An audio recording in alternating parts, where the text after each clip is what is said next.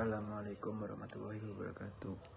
Perkenalkan, nama saya Fatih Mumtan Hasmi dengan NIM 2023210011. Pada kesempatan ini saya akan menjelaskan ringkasan paper yang berjudul Manajemen Pelayanan Publik untuk memenuhi mata kuliah Manajemen Pelayanan Publik. Pada bab pertama, saya membahas konsep dasar pelayanan publik. Pelayanan publik merupakan segala bentuk layanan yang diberikan pemerintah kepada masyarakat untuk memenuhi kebutuhan mereka.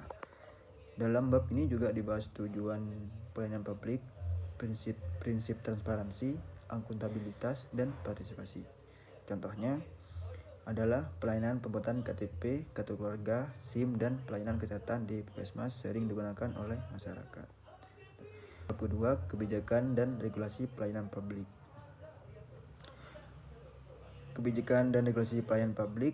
Dasar hukum utama pelayanan publik di Indonesia adalah Undang-Undang Nomor 25 Tahun 2009 tentang pelayanan publik. Selain itu, dibahas juga hak dan kewajiban serta standar pelayanan publik. Contohnya, saat masyarakat mengurus KTP, petugas harus memberikan pelayanan sesuai prosedur dan standar yang telah ditetapkan pemerintah. Dan untuk bab ketiga, saya membahas manajemen pelayanan publik.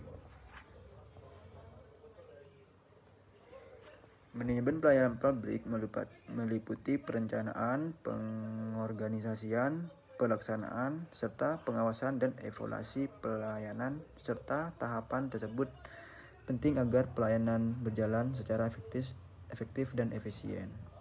Contohnya, sebelum mengadakan pelayanan administrasi keliling di desa, pemerintah harus menyusun jadwal, menyiapkan petugas, melaksanakan pelayanan, dan melakukan evaluasi setelah kegiatan selesai. Dan untuk bab keempat, saya membahas kualitas pelayanan publik. Kualitas pelayanan dapat diukur melalui kecepatan, ketepatan, keramahan, dan kepastian pelayanan. Selain itu, kepuasan masyarakat juga menjadi indikator penting dalam menilai kualitas pelayanan.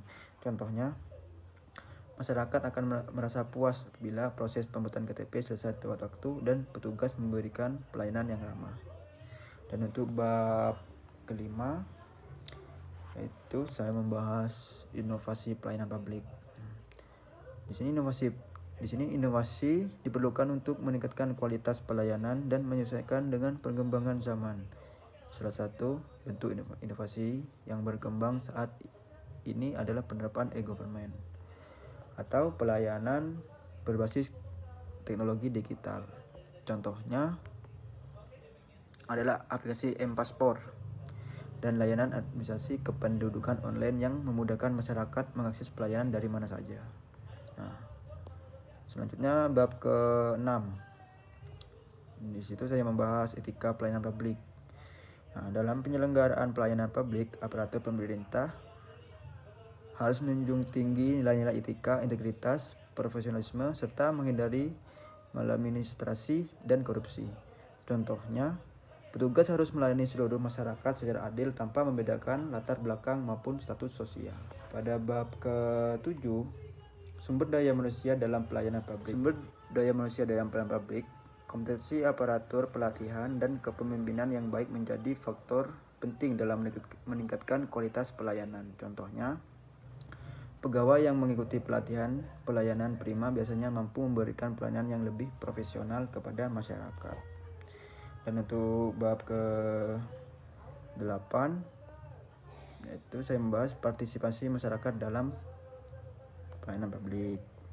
Nah, masyarakat tidak hanya berperan sebagai penerima layanan, tetapi juga sebagai pengawas dan pemberi masukan terhadap pelayanan yang diberikan pemerintahnya.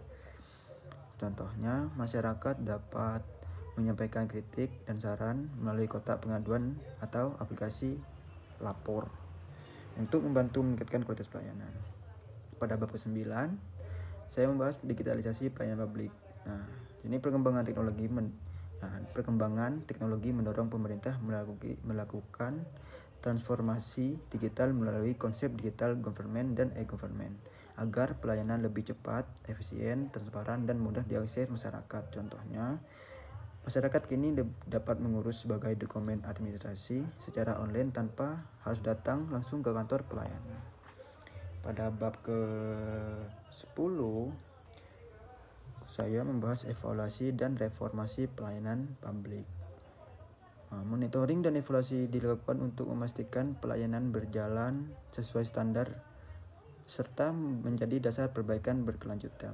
Contohnya, jika banyak keluhan mengenai antrian yang panjang, instansi dapat menerapkan sistem antrian online sebagai bentuk perbaikan layanan. Begitu. Nah, sebagai kesimpulan, pelayanan publik merupakan tanggung jawab pemerintah dan memenuhi kebutuhan masyarakat. Untuk mewujudkan pelayanan yang berkualitas, diperlukan manajemen yang baik, inovasi, aparatur yang profesional, digitalisasi layanan, evaluasi berkelanjutan, serta partisipasi aktif masyarakat. Nah, mungkin itu saja yang bisa saya jelaskan. Kurang lebihnya mohon maaf. Wassalamualaikum warahmatullahi wabarakatuh.